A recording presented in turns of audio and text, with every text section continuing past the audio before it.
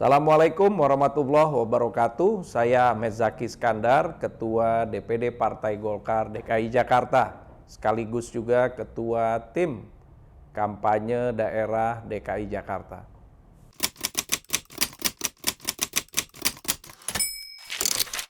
Oke, alhamdulillah selama 2 periode mulai dari 2013 sampai ke 2018 untuk periode pertama dan 2018 ke 2023 sebagai periode yang kedua, saya mendapatkan amanah menjadi pimpinan daerah Bupati di Kabupaten Tangerang.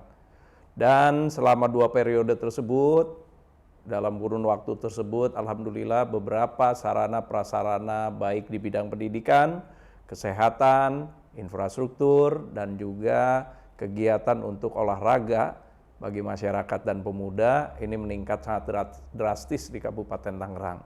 Untuk sekolah-sekolah negeri selama kurun waktu periode pertama dan periode kedua ada program yang namanya sanitasi berbasis sekolah, di mana seluruh WC untuk sekolah negeri mulai dari tingkatan SD, SMP, dan SMA itu dibenahi semua dan juga menjadi WC yang bersih, kemudian nyaman dan layak untuk anak-anak maupun siswa-siswa sekolah kita. Begitu juga di pondok-pondok pesantren, program sanitasi berbasis pondok pesantren menjadi program unggulan yang kemudian direplikasi seperti sanitasi sekolah direplikasi oleh kementerian terkait. Kalau sanitasi sekolah direplikasi oleh Kementerian Pendidikan, untuk sanitasi berbasis pondok pesantren atau sanitren direplikasi oleh Kementerian Agama, di mana seluruh pondok-pondok salafi di Kabupaten Tangerang dibantu melalui hibah pembangunan untuk sarana mandi, cuci, dan kakus para santri-santri di sana, termasuk untuk jemurannya. Sektor kesehatan selama 2 periode, alhamdulillah ada dua rumah sakit umum daerah baru di Kabupaten Tangerang. Yang pertama adalah RSUD Paku Haji tipe C, dan yang kedua sedang dalam proses finalisasi atau perampungan adalah RSUD Tiga Raksa. Ini juga dimulai dengan tipe C juga. Kemudian RSUD yang ada, RSUD Blaraja dan RSUD Tangerang, ini setiap tahunnya dilengkapi dan di-upgrade terus, baik peralatan, sistem, SDM, maupun juga ruang rawat dan ruang-ruang operasinya. Di RSUD Blaraja itu kita sudah memiliki mesin untuk endoskopi. Bahkan di RSUD Tangerang, satu-satunya RSUD pemerintah daerah yang sudah bisa melakukan operasi bedah jantung terbuka, dalam rangka ikut membantu juga melayani masyarakat yang membutuhkan operasi jantung di wilayah Tangerang. Infrastruktur lain banyak sekali yang sudah terbangun juga di Kabupaten Tangerang, dan tentunya salah satunya adalah sarana olahraga untuk masyarakat dan pemuda di Kabupaten Tangerang. Selama 2 periode ada 29 stadion mini kecamatan di 29 kecamatan yang saya bangun dalam rangka untuk meningkatkan sumber daya dan atlet-atlet untuk sepak bola maupun atlet olahraga lain yang menggunakan stadion mini tersebut. Begitu juga ada beberapa gor mini kecamatan yang sudah terbangun di wilayah Kabupaten Tangerang. Dan yang paling terakhir, yang juga mendapatkan predikat menjadi role model ataupun model pembangunan pemukiman nelayan secara internasional dari PEMSI atau dari Partnership of Sea Management of East Asia Nation, itu adalah Kampung Nelayan Ketapang di Kecamatan Mauk. Ini menjadi salah satu kampung nelayan yang dibangun secara integrasi, bukan saja melalui pembangunan infrastruktur, tapi juga pembangunan ekonomi kemasyarakatan dan juga konservasi mangrove di sana. Menjadi salah satu contoh baik untuk pembangunan kawasan kampung nelayan dari anggota-anggota PEMSI yang berjumlah 58 kota yang tersebar di 13 negara Asia Timur. Ini beberapa catatan yang menjadi highlight selama kepemimpinan saya 2 periode di Kabupaten Tangerang. Terakhir, APBD Kabupaten Tangerang dengan PAD-nya cukup meningkat sangat drastis, walaupun kita mengalami kendala selama 3 tahun anggaran, yaitu pandemi COVID-19. Tapi alhamdulillah di akhir tahun 2022 dan 2023, perekonomian di Kabupaten Tangerang sudah di atas, terutama 2023 sudah di atas 5%, dan yang terakhir Gini rasio atau rasio ketimpangan sosial itu dengan poin 0,28 itu salah satu yang terkecil di Provinsi Banten. Artinya kesenjangan sosial di Kabupaten Tangerang ini sangat kecil sekali. Terima kasih.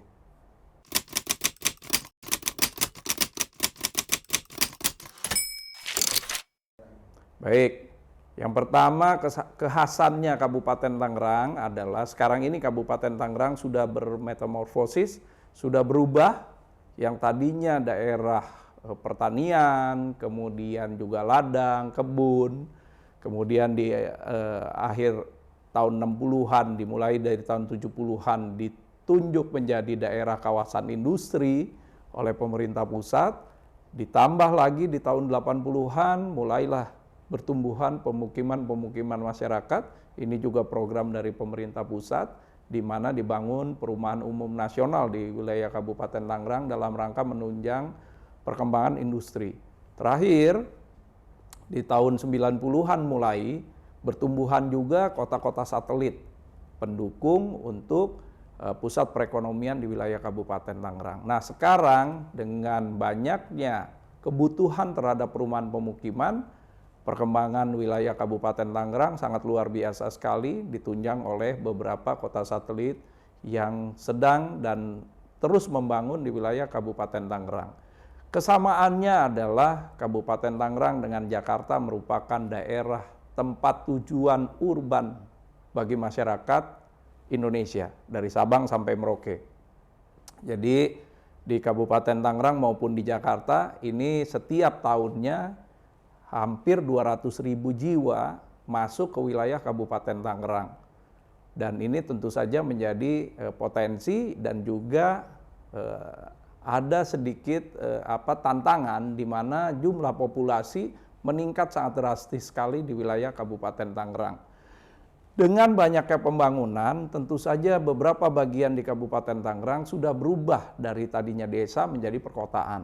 Dan kebutuhan-kebutuhan serta permasalahan perkotaan yang sama antara Tangerang dan Jakarta seperti kemacetan, polusi udara, air, tanah, juga kemudian banjir, ya, ruang yang mulai sangat terbatas, dan juga kebutuhan terhadap air bersih serta penanganan sampah. Ini adalah hal-hal yang kemudian menjadikan persamaan yang sangat erat antara Jakarta dan Tangerang. Ada perbedaan masih di wilayah Tangerang yang berbeda dengan Jakarta karena kami masih memiliki lahan-lahan pertanian, juga beberapa kebun-kebun kecil, serta lahan-lahan yang masih terbuka di wilayah barat dan selatan Kabupaten Tangerang. Persamaan berikutnya adalah kami sama-sama memiliki pesisir pantai, di mana Kabupaten Tangerang memiliki pesisir pantai yang panjangnya kurang lebih sekitar 51 km. Dan ini merupakan pesisir pantai yang menyambung dengan DKI Jakarta. Jadi inilah beberapa perbedaan dan juga kesamaan antara Kabupaten Tangerang dengan Jakarta.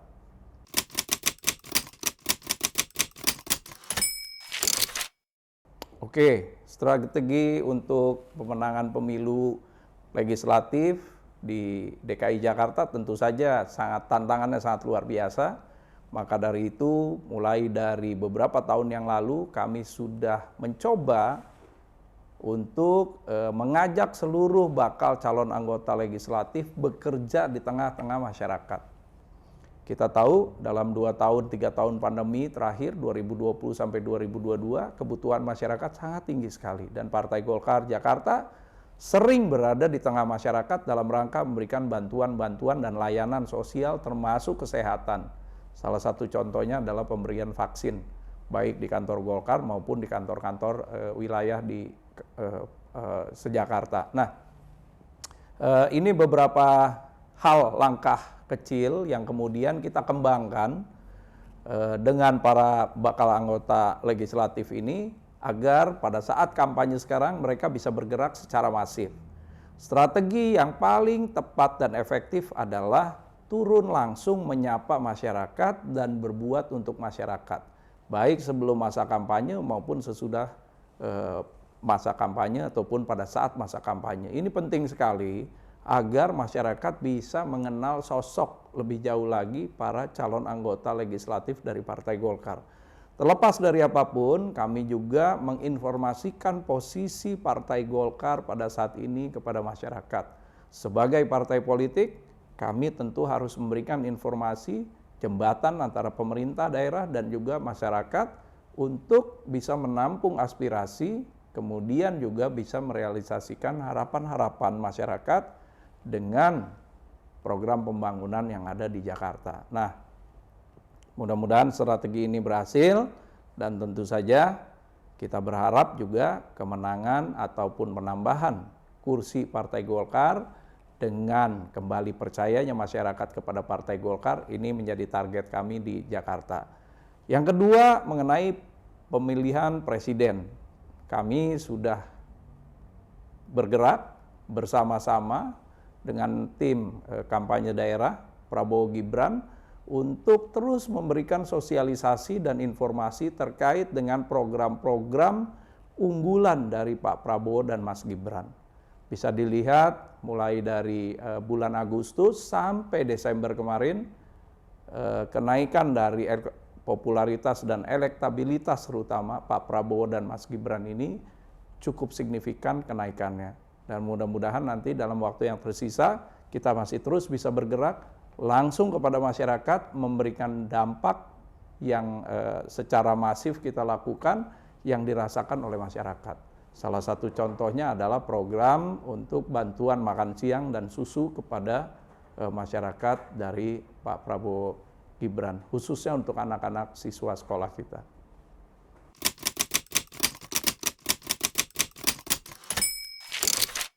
Oke, masalah yang paling utama dihadapi oleh kota-kota besar adalah tingginya tingkat pengangguran, terbatasnya lapangan pekerjaan, kemudian masalah klasik yang lain, macet, sampah, polusi, air bersih. Ini adalah masalah-masalah yang kita temui dan kita alami pada saat ini di Jakarta.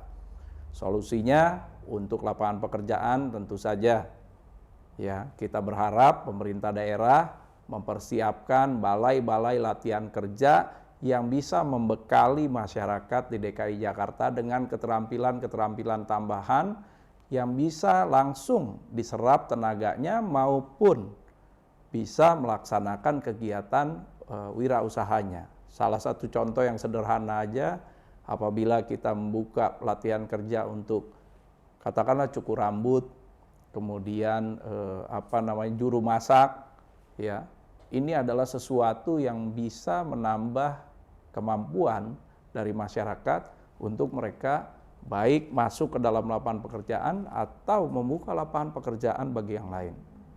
Kemudian masalah kemacetan kita sudah lihat, koordinasi dengan pemerintah pusat terkait pembangunan mass rapid transportation system buat masyarakat, yang misalkan dari LRT, MRT, kemudian busway, dan jaringan-jaringan transportasi publik yang terus dikembangkan di Jakarta agar masyarakat terbiasa menggunakan transportasi publik dalam kegiatan hari-harinya. Nah, ini tentu menjadi salah satu solusi, bukan hanya satu, tapi salah satu solusi untuk menekan angka kemacetan.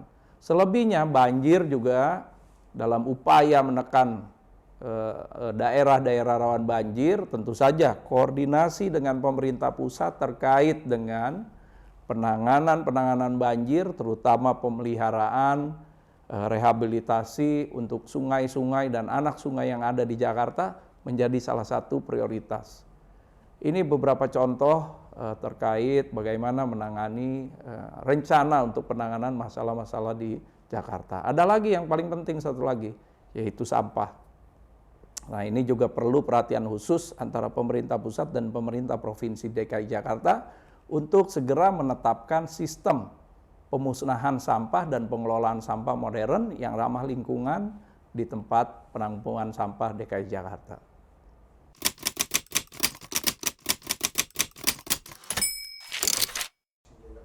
Oke.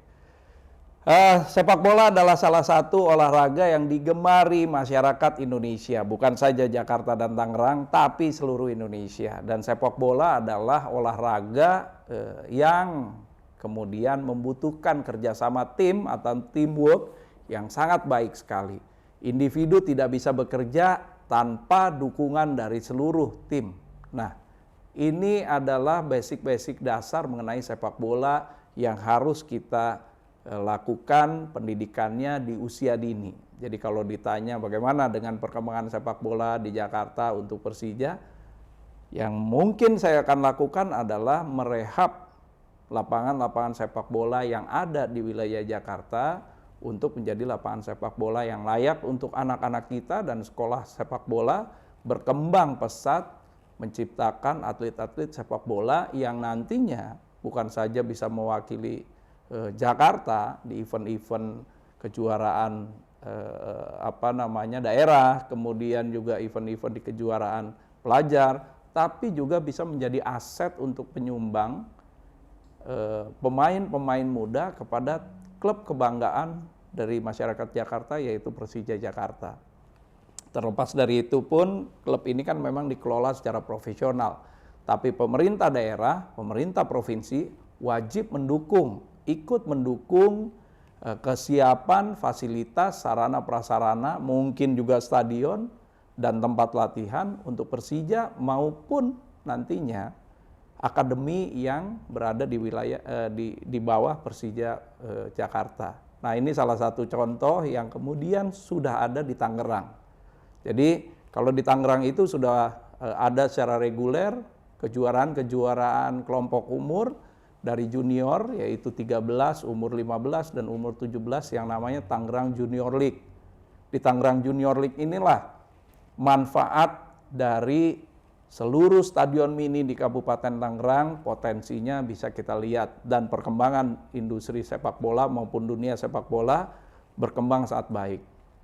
Bukan cuma saja atlet, tapi kita juga memiliki banyak pelatih-pelatih junior, pelatih-pelatih lokal, dari pelatih strategi maupun pelatih fisik, dan kita juga memproduksi wasit-wasit yang ikut berperan serta membantu terselenggaranya kompetisi tersebut. Nah, ini adalah rangkaian satu bentuk secara full cycle perkembangan dunia sepak bola yang memang harus diwadahi oleh pemerintah Provinsi DKI Jakarta.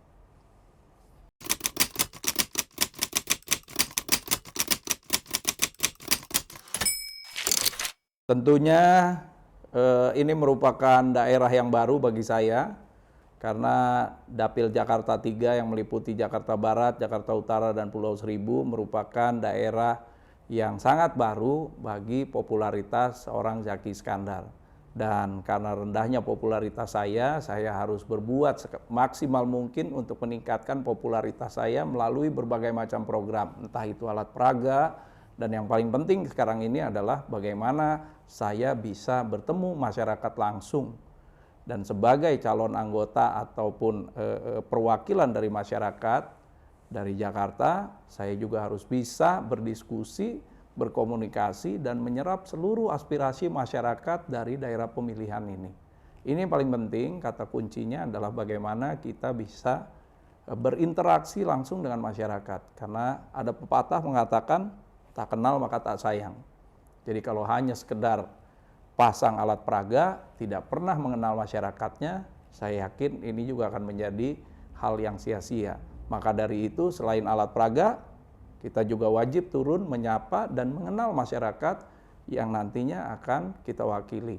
Jadi tantangannya cukup besar, karena sebagai daerah yang baru tentu saja saya harus bekerja ekstra keras, dan juga effort yang harus saya lakukan untuk kemudian bisa menjangkau dan berdiskusi langsung dengan masyarakat.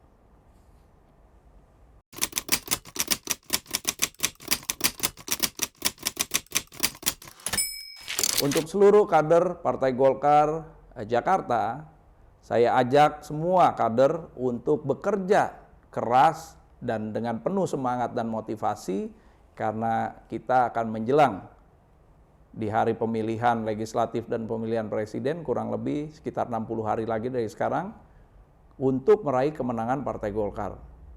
Saya yakin dengan kekompakan, komunikasi, dan juga kesolidan Partai Golkar di DKI Jakarta, kita bisa meraih simpati dan kepercayaan masyarakat Jakarta terhadap Partai Golkar.